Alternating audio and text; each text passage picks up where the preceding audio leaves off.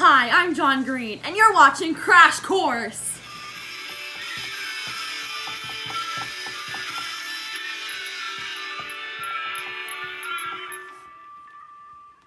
Hey everybody, I'm Morgan. Welcome back to my Crash Course, and today I have a special guest. Hey guys, I'm Lila, and today we're talking about, wait for it, the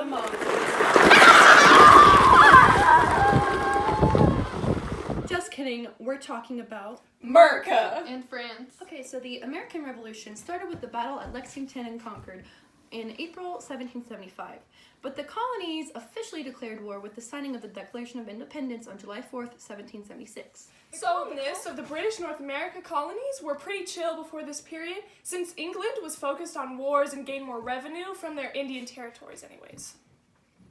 They were protected in war, connected to British world market, and kept Englishmen's status.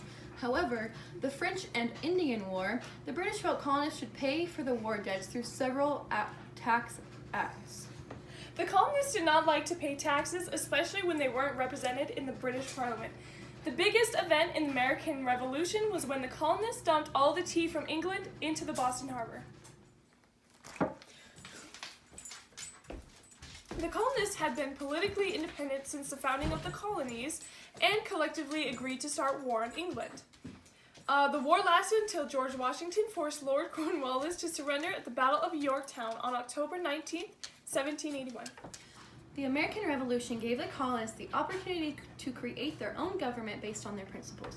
These principles included ideas about liberty and justice and equal representation. As stated in the Declaration of Independence, we hold these truths to be self-evident, that all men are created equal, that they are endowed by their Creator with certain unalienable rights, that among these are life, liberty, and the pursuit of happiness. These ideas helped unify the new states and even drove other revolutionary movements, such as the Civil Rights Movement and the women's suffrage movement.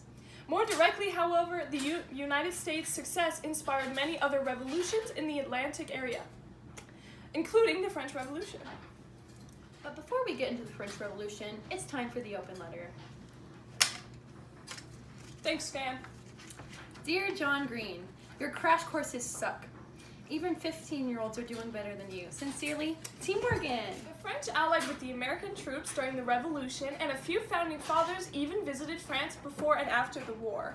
The French were already wary of the monarchy family, who lived in luxury without paying taxes, while the majority of the country starved. So these principles of equal rights and fair representation served as an inspiration.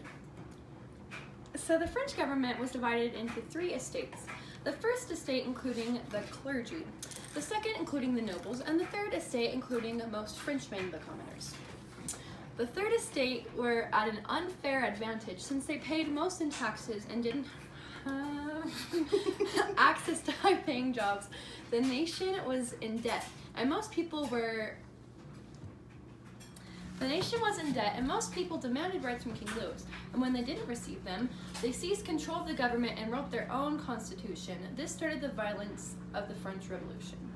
Okay, for the American Revolution, our leaders are George Washington, Thomas Jefferson, Sam and John Adams, John Hancock.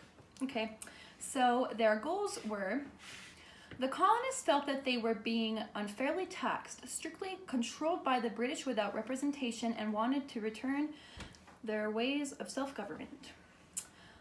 Important events. On July 4th, 1776, the Declaration of Independence. October 19th, 1781, the colonies won the war with the Battle of Yorktown. September 17th, 1787, the United States Constitution was approved by all the states. So, the short-term outcomes. The American Revolution had short and long-term effect on both the USA and Britain. Short-term effects included financial loss. Britain suffered economic downturn during the war since most of their trade activities were affected. However, they managed to revive and regain the national debt. The Americans kept their self-government and created a constitution to fit the needs of all the states as a whole. Long-term outcomes. In the long term, the revolution would also have significant effects on the lives of slaves and free blacks, as well as the institution of slavery itself. It also affected Native Americans by opening up Western settlements and creating governments hostile to their territorial claims. Inspired other revolutions, including the French Revolution. Okay, so for the leaders and goals for the French Revolution, so one of the leaders was Maximilien Robespierre, Napoleon Bonaparte, who was a highly successful military general who took control in 1799. He drove the empire to become as large as the Roman Empire. He made sure he practiced equality and insisted having religious tolerance. So for the important events or turning points in the French Revolution, keep it going. Queen Marie Antoinette and King Louis, I don't know what that is. Stan? Keep it going. What number? The 12th? It was Louis. Louis. Ah! You did it again! Ah! Okay. It's Louis! Keep it going. Louis The Louis. What number is that? We're gonna have to cut. Wait. Queen Marie Antoinette and King Louis XVI were executed in 1793. The Festival of Unity of 1793 was the first anniversary of the end of the monarchy. At this festival, they burned the crown and scepters from the royal family to symbolize the end of the monarchy and the throne brought to France. In 1815, Napoleon and his empire was taken down by the Russians and the Britain, ending the revolution. So here are some of the short-term outcomes. So the French Revolution created social conflict, including violence inside the country. The country was refusing monarchy and having internal resistance. The immediate impact of the French Revolution was the death of thousands of aristocrats and the guillotine, the destruction of many Catholic cathedrals and churches, and the abolishment of religion and the establishment of a republic in 1792. Women had a greater role in the revolutionary. They also signed petitions dealing their complaints and requests. This became very threatening to the men because they thought they would lose their male privileges. So, for the long-term outcomes, it unified and increased the power of the national state, it increased the feeling of French nationalism, and it set a precedent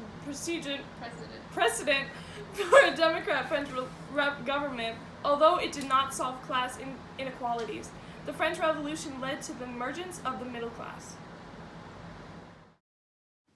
Hey everybody, I'm Lila. Merca. In France. Woo! Okay. Okay, so the American Revolution started with the battle at Lexington and Concord on April 1775. Were you gonna say something? We hold these truths to be self-evident, that all men are created equal. They are endowed by their creator with certain Alienable.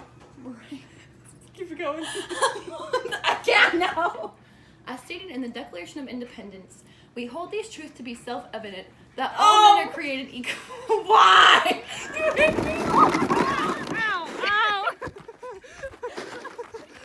Girl, put your records on. Tell me